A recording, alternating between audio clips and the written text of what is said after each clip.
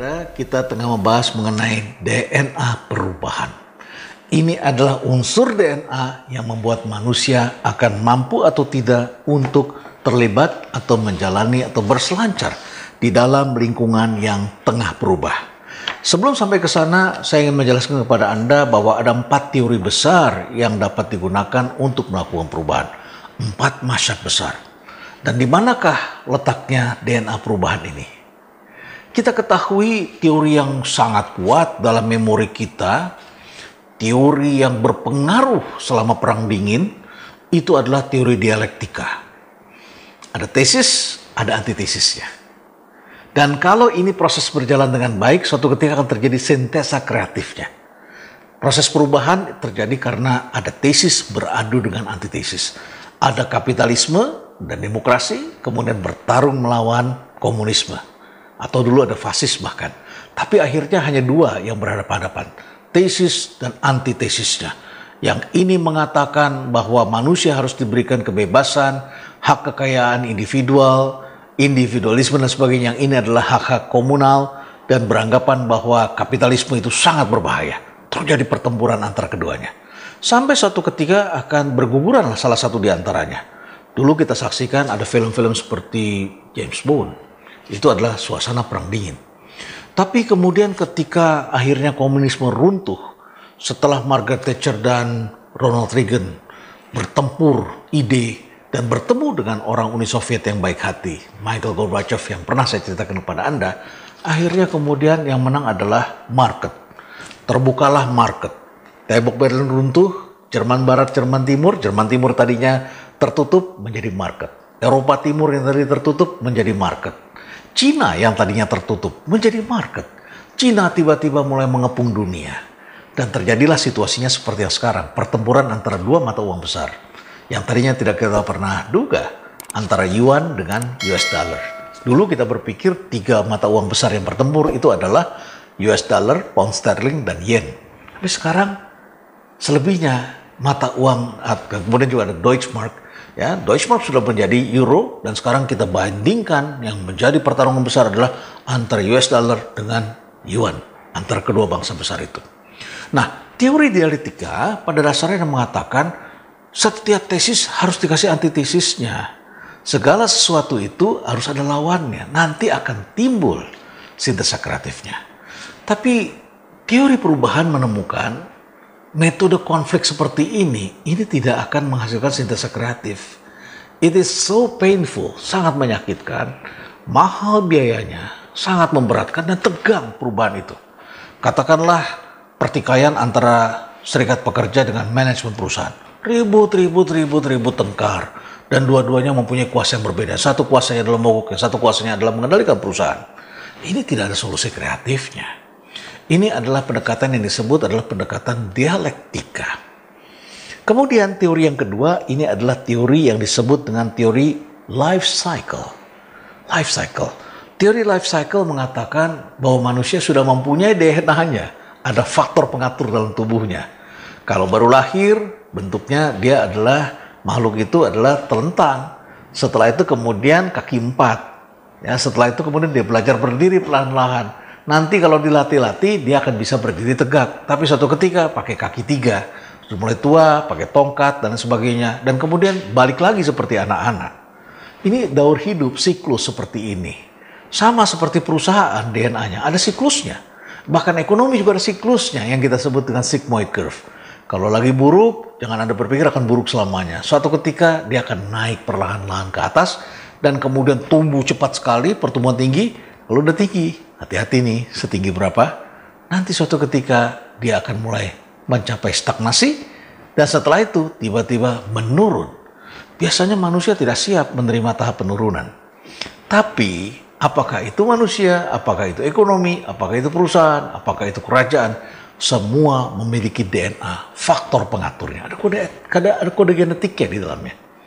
Itu adalah teori yang kita kenal dengan life cycle, yang memiliki aturan alamnya, ya, perilaku biologis atau alam yang membentuk di dalamnya.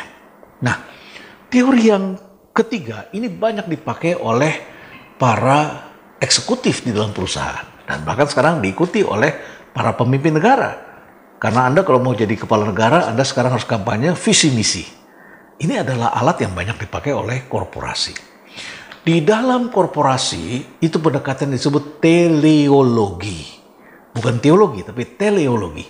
Ada pemimpin yang mampu melihat jauh ke depan. Tele. Dia pakai teleskop, dia melirik jauh ke depan, dan kemudian dia lihat, masa depan ini seperti ini. Itu teleskop.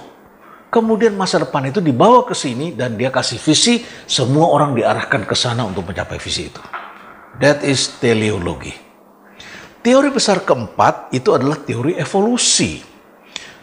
Anda sudah tahulah siapa orang yang mengembangkan teori ini. Benar, Charles Darwin.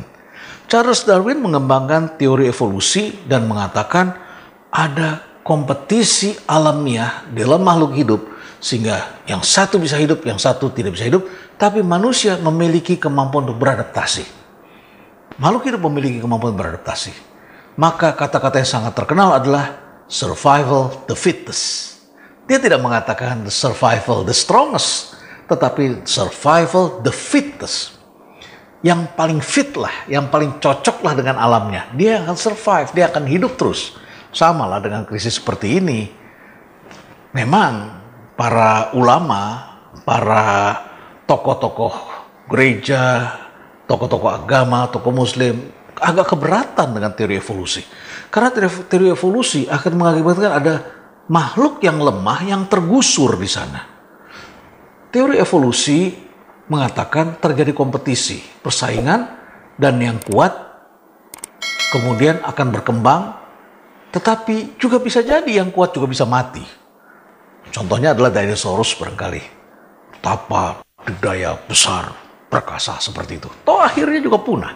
Mengapa dinosaurus punah? Karena tidak fit dengan alamnya. Tidak beradaptasi, tidak mengembangkan bentuk-bentuk tubuh baru yang kemudian memudahkan mereka untuk menangkap resources yang tersedia di alam. Ini berbeda dengan zebra. Yang kemudian Anda bisa saksikan jerapah. Perlahan-lahan katanya jerapah itu adalah bentuk evolusi dari kuda zebra yang mencari makan rumput-rumput di bawah habis dan kemudian harus memperpanjang lehernya untuk makan tunas-tunas muda yang berada di atas. Ini adalah salah satu contoh saja. Tapi ada 4 teori. Dan saya kira yang paling dekat dengan kita itu adalah teori life cycle dan kemudian juga adalah teori evolusi. Jadi saudara-saudara sekalian, teori DNA perubahan ini menuntut atau mengajarkan kepada kita bahwa hanya manusia-manusia yang memiliki change DNA atau DNA perubahan yang mampu beradaptasi. Dan kemampuan beradaptasi pada dasar unsur yang penting dalam perubahan. Tapi kemudian para ahli yang menganut teori teleologi tadi mengatakan, ya kalau begitu ini change DNA bisa dong kita bentuk.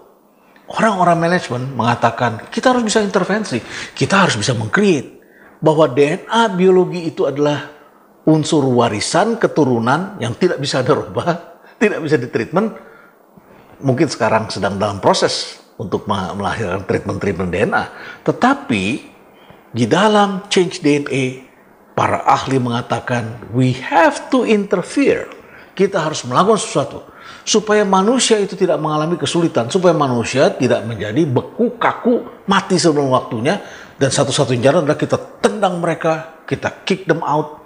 Karena mereka sudah tidak produktif lagi, kita kasih pensiun dini, kemudian kita bangun lagi DNA baru, dan ini betapa menyakitkan, dan akhirnya menimbulkan resistensi yang kuat. Oleh karena itu, kalau kita tidak ingin terjadi resistensi yang demikian, tidak ingin terjadi kekacauan yang demikian, maka harus ada change. Change untuk membentuk change DNA. Tentu langkah pertama adalah kita menghitung, kita mapping, berapa banyak orang-orang yang memiliki DNA perubahan. Dan ini bisa diukur. Saya sudah pernah melakukannya pada sebuah institusi penting. Kami mengukur. Ada institusi yang memiliki DNA perubahan yang kuat. Ada institusi yang, wow, DNA-nya, DNA orang mati. DNA orang-orang yang sudah kaku dan tidak bisa melakukan adaptasi sama sekali. Kita akan lanjutkan lagi.